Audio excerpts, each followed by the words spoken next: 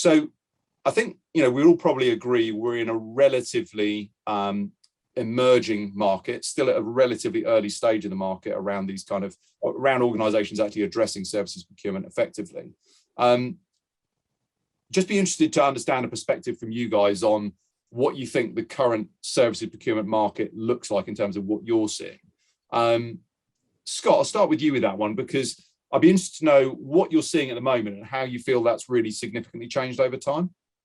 Yeah, it's interesting. It's influenced a lot by, I think, the market itself or what's being bought. And so right now what we're seeing is the impact of skilled labor shortage impacting the suppliers that are in programs. So specifically IT firms they're fighting for talent right now. And a lot of those suppliers that provide IT services, they do just in time sourcing of those resources as well. So there's a pinch. What's going to happen is that the rates associated with that work is going to increase, or the rates are going to increase. And so what we're starting to see now is a shift towards more outcome-based engagements so that the buyer is protected from that inflationary risk of that.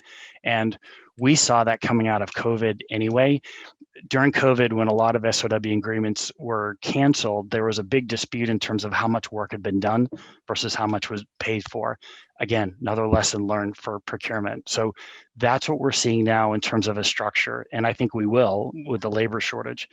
Where that lends well is for a services procurement program, because in the technology and the program team itself, we help manage the deliverables, the structure associated with it. So it's more interest in the contract compliance piece of it and the delivery compliance of it. And that's been a growing need that we've seen. The other thing is IT is growing significantly. And I think gone are the days of people hiring those resources in-house to support that technology. They just can't do it.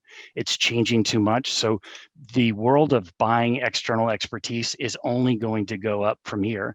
It may ebb and flow with the economy, but the percentage of what you invest your dollars in is always going to be external. So that's what we're seeing. It's going to grow.